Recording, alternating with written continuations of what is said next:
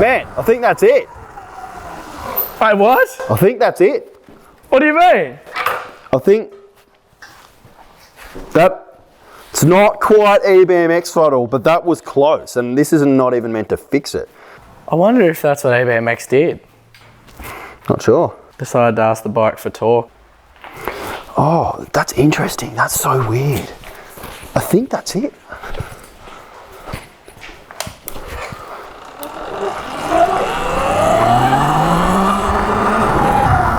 Quickly ride that, let's see what you reckon. That's not far off the mark. Pretty good.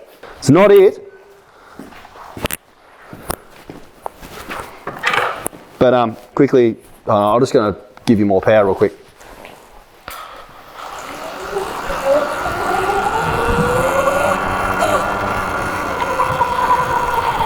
Yeah, I can see what you made. Yep. It's definitely better.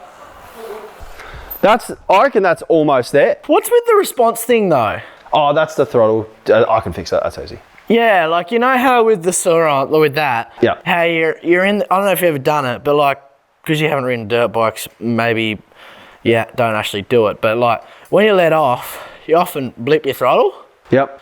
So just by habit, I always blip my throttle. Yep. When you blip your throttle on that, it doesn't respond. Yeah, that's to every input. I know what that is. It responds behind your input. Yep. Yeah. Okay, so we've just uploaded the new hex file to the RS motor and the KO controller. We're just going to go on with our comms port. A few things we've just changed, and I unfortunately had my mic off, is we've went into our motor parameters and we've changed the 500 RPM value only from 100 to 80%. This will give us 80% of the phase amps in this 500 increment on the motor. I'm running a 64 tooth sprocket, which basically means that it's a little bit twitchy on the sport throttle, so we're trying to mitigate that at the moment.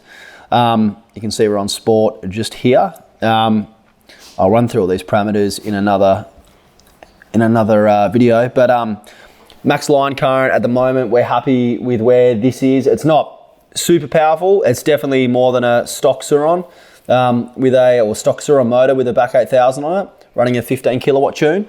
One thing that we're playing with at the moment is just to get this throttle kind of not so twitchy is the ACC sensitivity. So it went from 244 down to 100. We're going to try that first. So we're going to change the AN value to a lower number. I'm just going to go straight from 16 to 12. See if this pulls short off the bike. Just going to quickly try that and see what that feels like. You want to try that? It felt good? I think that helped a lot. Okay, so just going to quickly mitigate, change our RPM down again. We're just trying to chase a bit of a throttle feel. I feel like I'm onto something and it's working. Yeah, so just going to quickly try that. So we've turned the ACC sensitivity down to 80 and I've dropped the motor RPM phase amp percentage in the 500 RPM value down to 70. The bike's pulling really strong. It feels really good. So I'm happy with kind of where that's at. Definitely a lot quicker than a Sauron with a 15 kilowatt tune, that's for sure.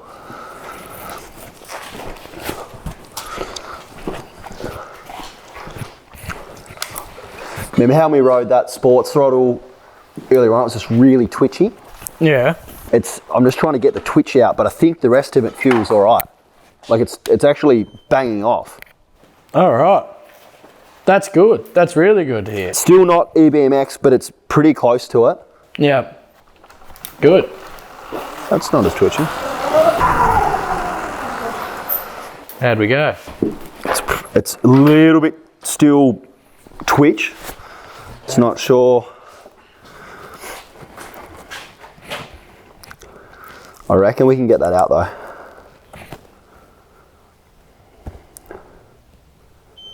So I'm just going to play with the RPM phase adjustment, just see if I can get rid of that initial twist. I'll know straight away once I pull the throttle.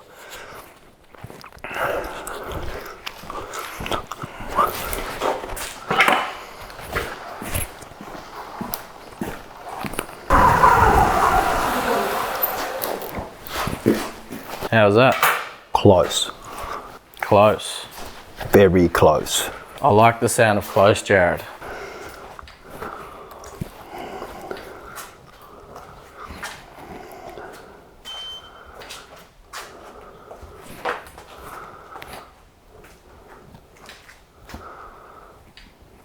I was going to do...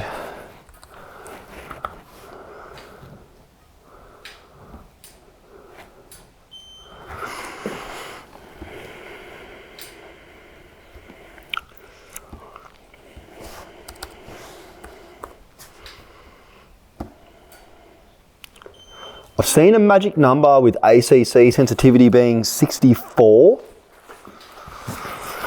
Don't know how true that is. This pulls. This is, I'm just so excited that this actually works. Yeah, right. That's good. What's that? It's handling more what we want. Yep. Yeah. It's still not perfect, but you'll jump on this and you're like, oh, that feels better. Oh, good. Yeah. Oh, that's it.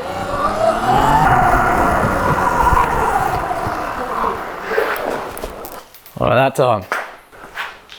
It just gets better and better. That's what we want. Wow, that's nuts. That's actually nuts. What drastic change? It's just getting really close to, yeah, I think it's pretty good. Just gonna,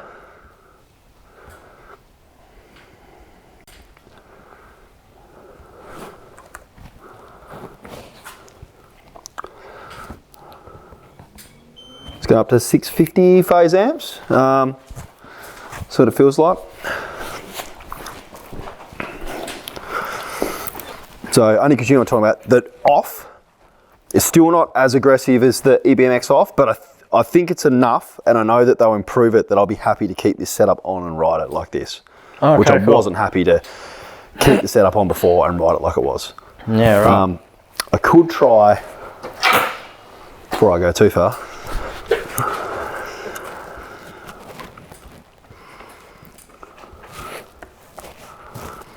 just going to do AN down to 10 real quick.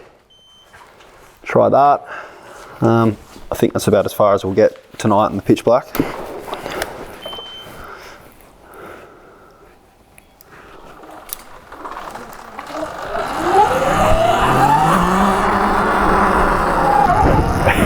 I might need a slightly smaller sprocket, I think, but that's pretty close. That's at least rideable. Okay, so just wanted to run through the tune and where we got to. Basically, with the new torque loop, Hex, the throttle issue has essentially been completely fixed. It's 95% there with a few small feel things. So we were super stoked, and it was pretty much like, you know, looking down, seeing the light at the end of the tunnel for us. So I was like, yes, KO, you've done it. So I'll run through this tune. Basically, it was based purely on feel, not outright power. So your rated voltage, everything down this column is basically set by the hex file. The phase offset does change if you do a motor tune. We'll do another video on that later. Max line current, we stuck with 250 amp. We had some issues tripping out our EBMX battery at a fair bit higher than this. This is a comfortable area that I was happy with the power. And what I'm thinking about range-wise as well, I want to try kind of get a balance. For us, it's not about having the fastest bike. We just want something that hauls, essentially, but it doesn't have to be outright power. The phase amps, we settle with 665 amp. We are running a 60-tooth sprocket. You want to up this if you're running a smaller sprocket, obviously. ACC sensitivity, this is basically your throttle ramp rate over time. Factory hex file is 224. You can set this from basically that 224 level all the way down to 1, essentially. 90, I felt, was a pretty good range. If you copy these settings, I would dare say this is going to feel fairly good, and it's a good starting level, and I think most people would be fairly okay and happy with this setup. So going back into where we are now, brake must be set to invalid. PC13, you don't need to touch. Gear, you don't need to touch. Parking must be disabled.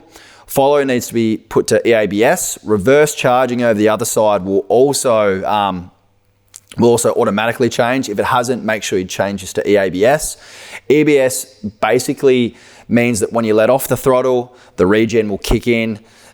Very similar to how the Suron does. If you do change this brake, you've obviously got float run, float stop. Basically, float run is if you've got your brake sensor still connected, regen will start as soon as the brake sensors are touched. Float stop will actually cut power to the motor.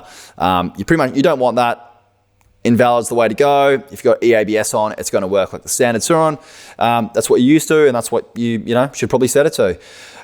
Sport is the throttle in the end that we chose. It's definitely the one to go for, especially considering you can do that tuning with it.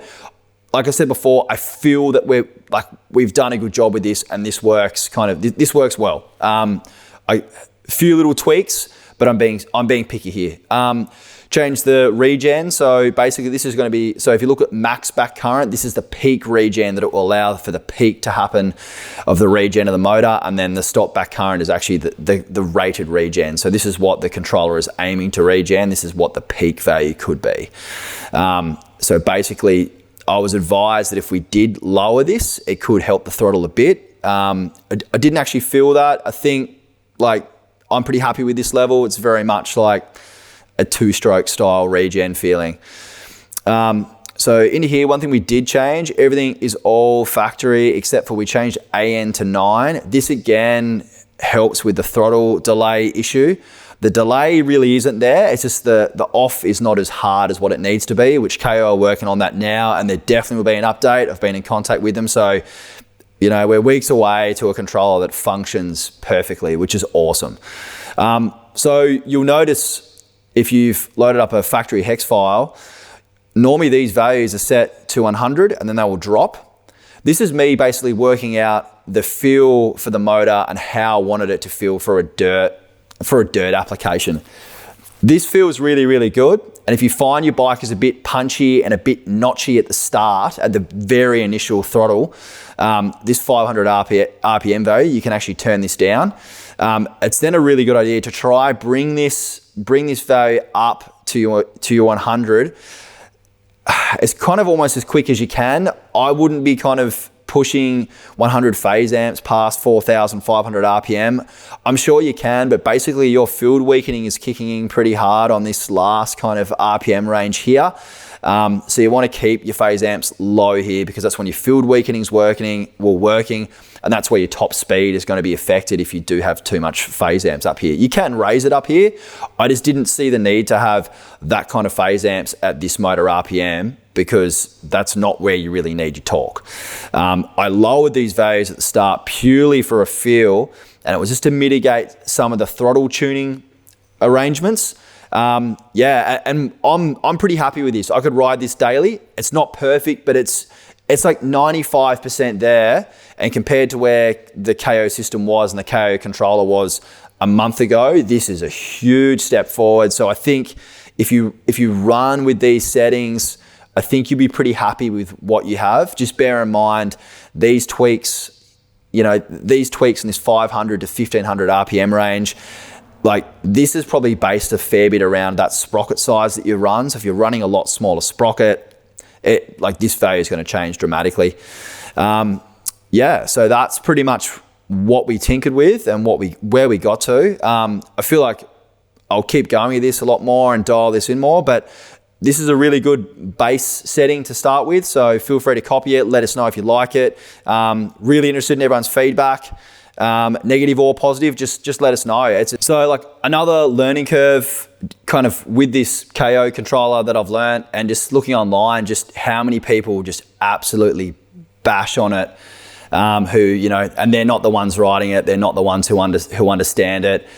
I mean, I don't really understand why people want to bash on a product that's only going to make the Suron market so much better.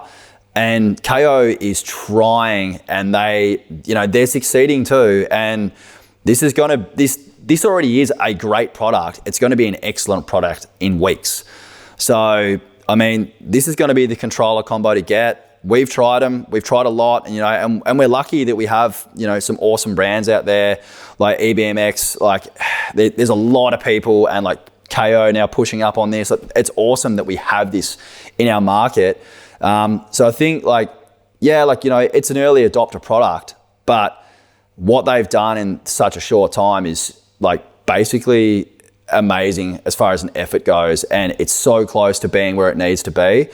I would definitely, you know, give companies like this a chance, just because, you know, they're doing something for us, which is only going to make our Sauron market better, and any of the, you know, e-moto bike market better, essentially. So yeah, I mean, give these guys a break and give them a try.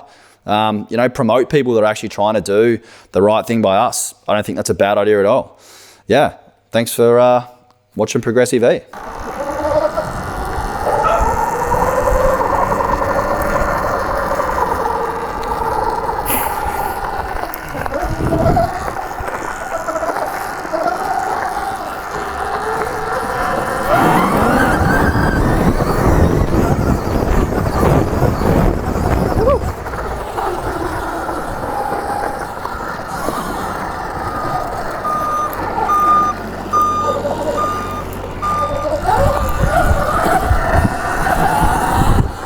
Quick.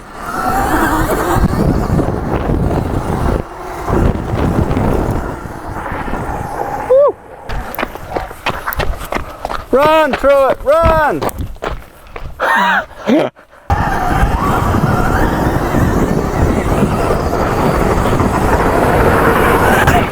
Okay, so initial reactions to kind of wear out. I think this is a lot, I don't know how much quicker than an actual Sauron motor with a 15 kilowatt tune. It pulls like a freight train. There's so much more torque. On the straight runs where we're just going up and down the driveway here, it feels fine. The only thing I notice is it's it goes bang and it's on. So just a matter about kind of tuning that out and slowing down that ramp a little bit so you get a bit more finesse control. I think we need to do that in the RPM phase adjustments, but it pulls, it's fast. Something that me and Trua talked about is our main limitation is basically going to be the eBMX battery. I definitely think it's enough. Don't think to yourself that if you've got this battery, a KO motor won't work for you. It definitely will. For the street guys that want to run 375 amp, I definitely think you're going to have to find a battery that can do that. And I think that's probably going to be a limitation for a long time. This thing's holding up fine. We've had no tripped BMSs at 250 amp, none at all. And it's been fine. We're doing constant, just full throttle pulls. So obviously dirt bike riding, you're never constant full throttle pulls. So I feel like you've got room to move on a 250 amp tune. So yeah, that's where we're at so far. I think we give the people a direct comparison now, hey, with eBMX tuned bike, back 4000 with stock Sauron motor, 15 kilowatt versus 18 kilowatt. Let's do it. Let's do it. You.